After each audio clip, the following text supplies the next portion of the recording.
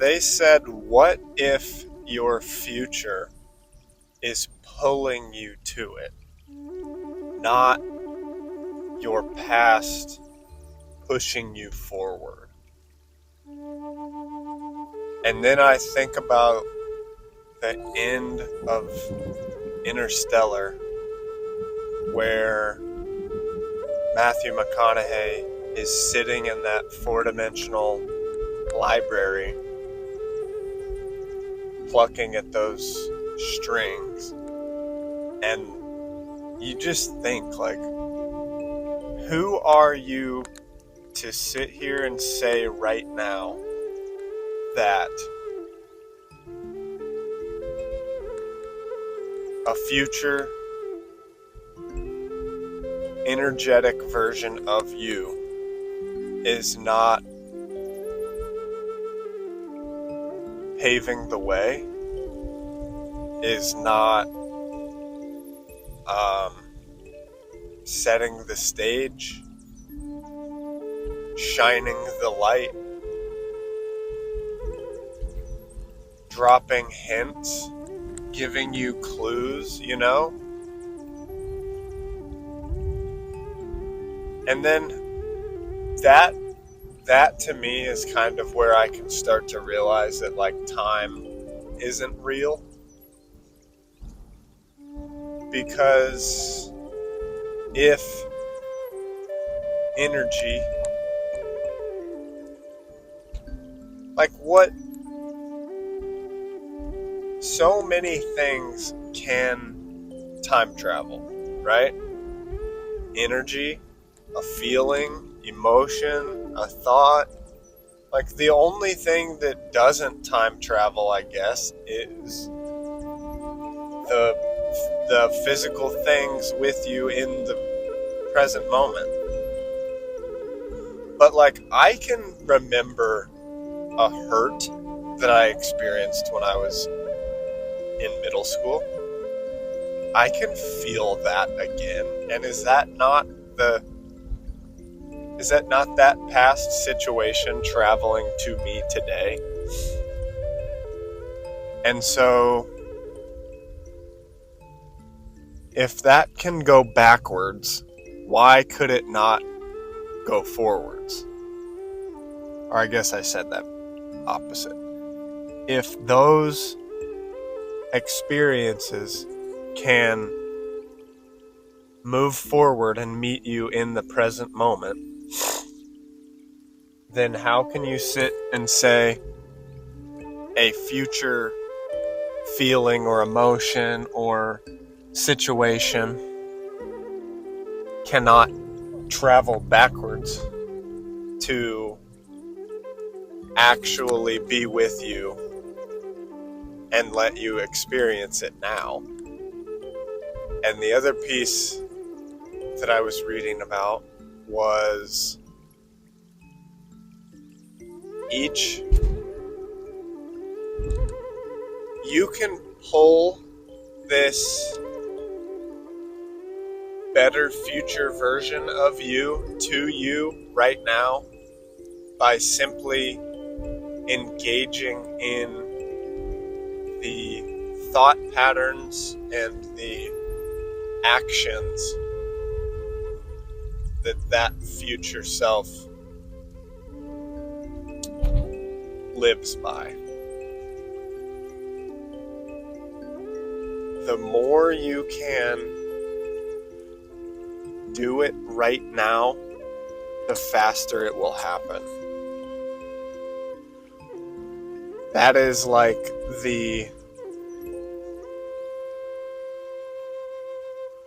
is that not the simplest explanation and recipe for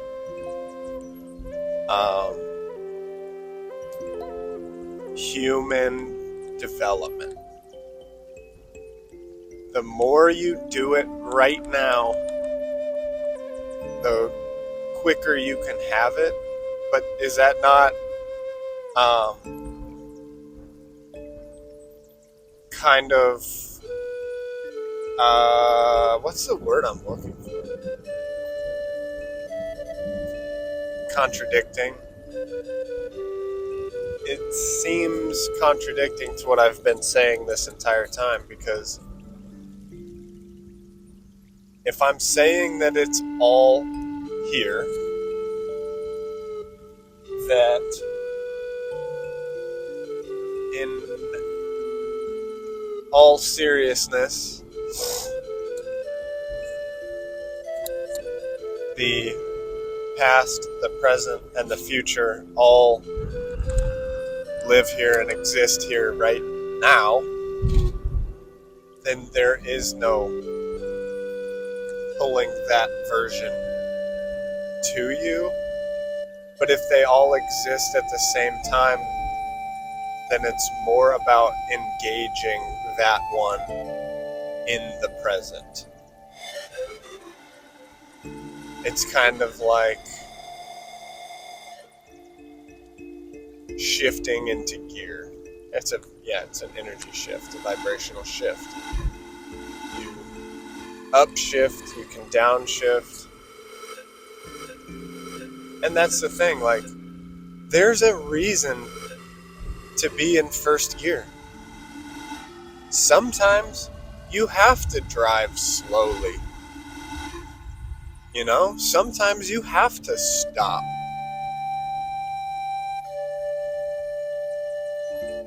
And so that to me means that sometimes you have to be a not ideal picture of yourself.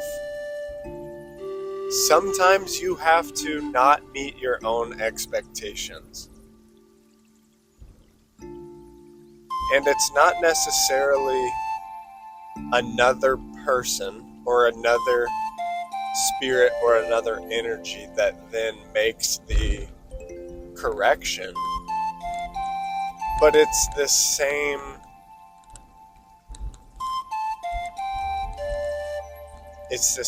dog, you know. They say don't let the tail wag the dog type of thing. Like don't let the emotion oversteer the actual. And in this case,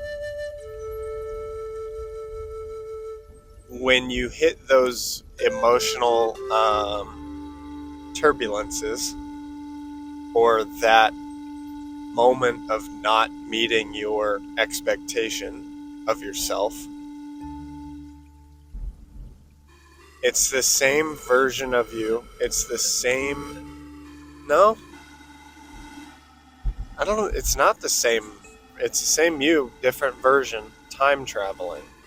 There's all these different levels of you that can exist simultaneously. Your inner child and your inner old guy with all of your wisdom coexist simultaneously. And anxiety that you feel in your body is infighting between all the different versions of yourself. And the more that all of those versions are in cahoots with each other, the less control you're going to have over the group. I think it's your conscious job to manage the relationship between all infinite versions of you to achieve ultimate alignment across all of your energies.